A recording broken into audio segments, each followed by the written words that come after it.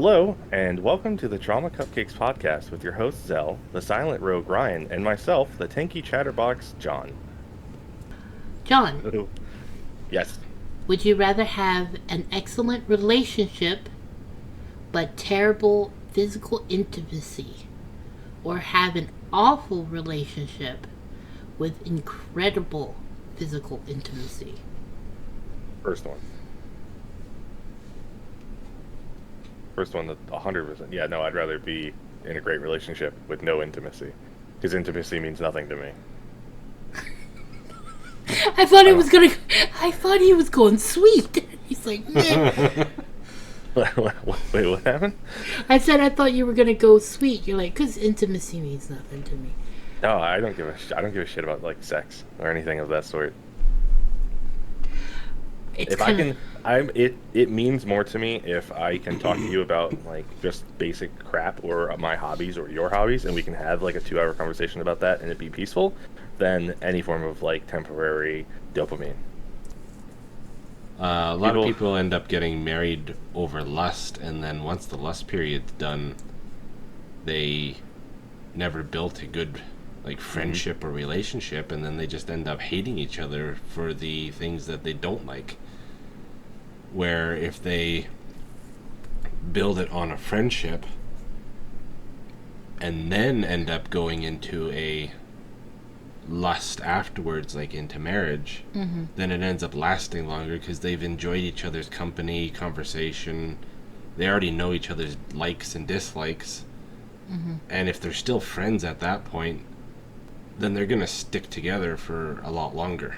Mm-hmm. Compared to finding out that you really hate the person, even though you enjoyed the sex at the point at that time. it's almost like Ryan is speaking from experience. Well, it helps. I mean, you even see it on the movies. Like the characters are chasing after these dream characters that they want to be with their ignoring their best friend that has been there the entire Yeah, time. a They lot of they well, I, base all most these movies off of it. Mm-hmm. there's just a lot of relationships that are built upon physical looks, and then Mm-hmm. once the Yep. physical looks fade, they're like, oh, I don't really like you. Mm-hmm. I mean, that's why I guess it worked out because we were friends for a long time. Yep. That was John's question, and we just went way off. That's so out of the ordinary. Ooh, this would be a tricky thing for you. Would you rather have to swim everywhere you go, Ryan, or have to listen to Baby Shark on repeat for 12 hours every day? God, Only 12 hours every day. only. Yeah, that's true. I mean, I can't swim. I sink. So it'd be just walking underwater. You're gonna get So I'm real not sure what the good. difference is. Walking underwater. Does that count as swimming? Walking underwater, I guess for you it does. I've seen you do it. It really is unnerving to see Ryan swim because he doesn't really float. He just walks, so he looks like some kind of killer, like in a horror movie. You know, like Oh, the Jason when slow-mo. he's slow mo walking in the water. It's not like I can't swim. I just can't float. So I'm always fighting against buoyancy, or the lack of. So either you're walking through water very slowly, looking like a Everywhere? serial killer, or you're swimming right at the bottom, like a sneaky serial killer. Sure. Ryan, would you rather forget your partner's birthday or your anniversary every year? Don't look at me. There's a uh, reason I made these ones. I thought they'd be funnier.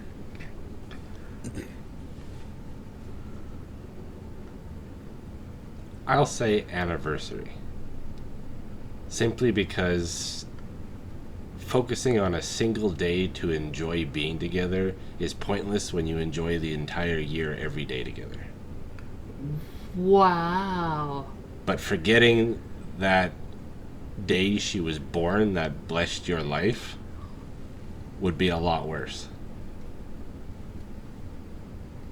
He really He's He's get some fucking brownie points. Ryan's Riz is off the chart. Dude, no kidding, man. Calm down. You already got her, Jesus. Okay, Zell. Mm-hmm. Would you rather wear the same socks for a month or the same underwear for a week? Oh. I knew this one would get you. Oh. I would wear the same socks for a month. And the reason being is I always wear slippers with my socks. I know that sounds so lame, but I can't touch my socks to the floor. I have a really weird thing about it if it gets like stuff on it. Dog hair? Yeah. Yeah. So yeah, I always wear house slippers. So I'd probably be okay. Because it could be 50-50 for me. Especially if you start fighting with like depression and stuff. And I'm like, this question would take 1,000 years between the two of us to answer. Some guys will do it where they'll wear it Frontward, correctly. backwards, Yeah, inside out, 4 frontward, times. backwards. Yeah, 4 times. I hate the backwards forwards method. Inside out, I'm sure. I've never done it, but sure. But a backwards forward, no, I won't do that. I just don't see that working because don't you guys have like a little pouch? Nobody uses the pouch. It's everyone likes to over fantasize that it's like a kangaroo fucking pouch for your dick. It does. It's not. No one's whipping it out through the fucking crotch hole and stuff. It's just That is not. true. No one uses it. You pull it over. It's just how It's it not is. shaped like a Z. It's not going to go through that thing. Yeah, and like my underwear has like a slot, like a actual thing where like it's basically a perfect holder for your balls and everything, and that's great. But it doesn't function for anything outside of just holding everything in one spot. Not using it to help pee and pull it out. Whoa. Mind blown. Anybody listening to the podcast, is this like a thing? Because I think it's true. Ryan doesn't use the little slit. He just pulls it down and whips it over. It's like a fucking maze in there. You gotta wiggle a flaccid dick through fucking fabric. Well, it's like, imagine a short zigzag fence pattern. with the little slats. You could squeeze yourself between the slats, which will be a really tight fit and probably be uncomfortable. Or you could just kind of vault over. You know, Exactly. Yeah. I think with women, the equivalent isn't the same, but it's like if you were to like have to take a leak outside, right? You can pull your like underwear to the side, or you can just take them off, right? Mm-hmm. I feel like taking them off is probably the easier option, so that we don't have any like fabric slips. Or, well, personally, you take them down to your ankle and then you pull the whole thing forward. That works too. Uh-huh. Yeah. See, it's just like it doesn't. It's different for women, I guess, because you guys don't have to worry about a slit. Well, if you have a slit in your underwear, that's not for. It's not for peeing. For other reasons. We're veering way off course now. Yeah. Yeah. What was the God. question? Yeah. So, John, how's your streaming been going lately? What are you playing these days? Honestly, not much. We've finished Grand Blue, both versions. We've finished on a live squad, which has become a very bad grind. We started Tales of Symphonia, which is feeling very old and outdated to me. I'm having a rough time with that. But right as we're recording this, Final Fantasy VII Rebirth just released like 6 minutes ago. So as soon as we're done here, I am going to be all over that. Nice. And then next week is Expeditions, the SnowRunner sequel. Oh yeah, the one you've been looking forward to. Yeah, I'm looking forward to a lot. But as far as like what I've been playing on stream, it's mostly been Horizon Forbidden West again, like the PS4 version. And I forgot how pretty that game is. Like it's so freaking pretty. It's hard to believe that these are the guys who used to make Killzone. I don't know if you guys ever played Killzone. Yeah. It's like those games were pretty, but they were FPS shooter Call of Duty styles. So to have like this female protagonist, redheaded, our old like world robot game, I don't know, it feels weird. I don't know how to explain it. It's just trippy to see how far a developer can change their styles. Yeah. But as far as streaming goes, it's fun. I like this game a lot. got a rather unique control system. Like she's very light and doesn't have a lot of weight to her, so I've been kind of arguing with that. But yeah, not much to really talk about because it's like it's a dead week, you know. There's just nothing Yeah. crazy out. But next So we're just podcast, Yeah, sorry, next week will be. You'll Yeah, have- next week is going to be crazy because we're starting Final Fantasy VII Rebirth, and then Expedition comes out, Dragon's Dogma 2 comes out, Yeah, we're not the gonna be Grand able to Blue shut you Fantasy up. Relink expansion comes out this week. So, you know, Grand Blue is coming back, and I am over the moon for that. Yeah. So, yeah, I mean, it's, you know, I mean, as far as the gaming industry goes, they're laying people off like crazy, so that's a bummer. Like, Sony just closed PlayStation Linden Studios, I think, and laid off like 800 people. I think the Starfield developer laid off like 200 people or something. So, Well, you not know, like they're being Insomniac. used anyway. The Star Citizen guys? Oh, you Star Citizen? You said Starfield. Oh, I'm sorry. I meant Star Citizen. I get it. Look, it's all the same Yeah. spacey crap. But yeah, no, Star Citizen. They laid off people. They moved studios and then they laid people off. Yeah. So hopefully those people didn't move like states and then get laid off because that'd be really lame. I think the guys who made what do you call it? The Life is Strange. I think they also just laid off a bunch of people. So not great for the gaming industry right now if you're working in it. Yeah. Hopefully it's not like affecting too many, like I don't know, maybe hopefully it's like people in like HR or something. But yeah, it's a lot of disappointing news. Oh, and Yeah. then Nintendo is suing a Switch emulator, Yuzu, and they said that 1 million people have pirated the new Legend of Zelda game, and they're very upset by this. So I don't know because they won't release numbers on, or at least I don't know what the numbers are for the Legend of Zelda game sales, like total sales. So if it got pirated 1 million times, I'm sure it sold way better.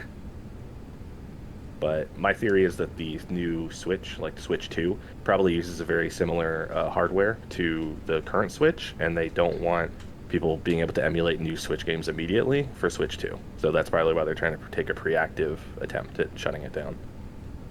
Yeah. Why so many layoffs? Do you think it's because of a lot of things getting Well, economy is not as strong as it so was. people aren't spending money on And then they're not $80 spending- games yeah. or whatever? Yeah, I think it's like 3 or 4 parts, right? Gaming costs to make games are insane. Like Grand Theft Auto 6 will be our first $2 billion video game ever released. Wow. COVID, obviously, a lot of developers were working from home, so they overhired probably to try and meet COVID restraints, you know, because everything was slowed down. So they probably overhired to get shit done, and now that everything is sort of returning back to normal, they are like, we don't need 30 people doing this job that only takes 10. So they're probably, you know, letting go of those people. Plus a lot of COVID games, like Dragon's Dogma 2 and stuff, that were probably being made during COVID are now about to release. They don't need all those people. But also you have like Microsoft, the Microsoft Blizzard thing, where like they're letting people off even though they said they wouldn't. And that's just, I think what happened there is you have Activision Blizzard King and their entire staff merging with Microsoft and their studios, and now you have people with the same job. You know, you don't need 3 people running like HR in one position. So somebody's got to go, and it sucks, but you just, you know, that's just how it works. It is very hard. I mean, I'm in my position, basically an office worker. It's hard to find a position in that field. HR, I've had somebody who's been looking for an HR position and hasn't filled it in nearly 2 years. So it's crazy. It's a position I imagine is not super hard to get into if there's no one else doing it. And then once you're in it, unless you really screw up, you probably aren't going to get fired. So when your company merges with another huge company, like you better make sure that you're not getting paid more than anyone else in that new incoming, but also make sure you're really good at your job and they don't want to get rid of you. So there's a bunch of, it sucks, and I feel for all those people because, you know, not having a job is bad and it's stressful, but gaming industry is, you know, it's it's getting to a point where these games are going to start entering into the $100 base price range, and it's concerning for your average player, I think. Yeah. Because I think, what was it, 2014, 2015? I think Destiny 1 was $200 million to make, and I think at the time that was like the most expensive game ever. And then I think in 2026, obviously, we're going to have GTA 2 billion. So from 2014 to 2026, I mean, that's a huge jump from 200 million to 2 billion. Yeah, it's quite a difference. Quite a difference.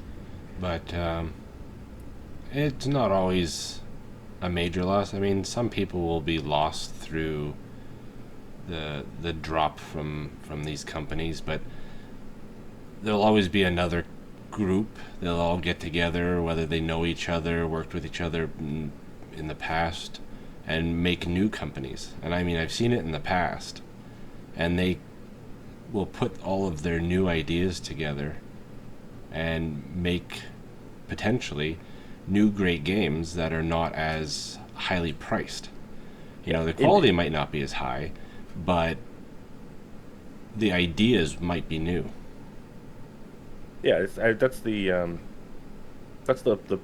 whole benefit of like when they get let go, they can create like hopefully a smaller indie studio, and that's how we end up with these really good indie games like Sea of Stars. Even though I don't technically think Sea of Stars was an indie, it was indie-ish. Yeah. Point is, yeah, it's great when these devs who are no longer working at these big studios are able to make smaller studios and create really popular games because they don't require as much money. Yeah. And yet they still sell really well, which goes to show that graphics and all this stuff isn't as important as they make it out to be. So Ryan, we've been playing Retail WoW for a little bit, and we've been in Classic, and you've had your rogue then, and then you've had your rogue now, and you've had your ups and downs. Do you want to tell us how that's going? It's going. It's not as positive I was hoping it to be, but it's also not as negative as I thought it might have been. A lot of changes with everything. And I like the direction it's going. It's kind of brought back that enjoyment that you had in the beginning, and there's so many conveniences along the way and different things you can do in each kind of route.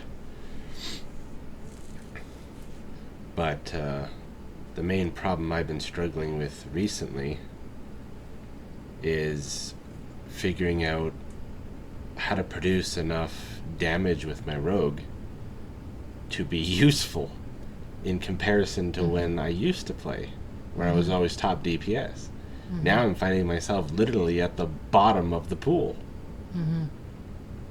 And I like to try and figure things out on my own.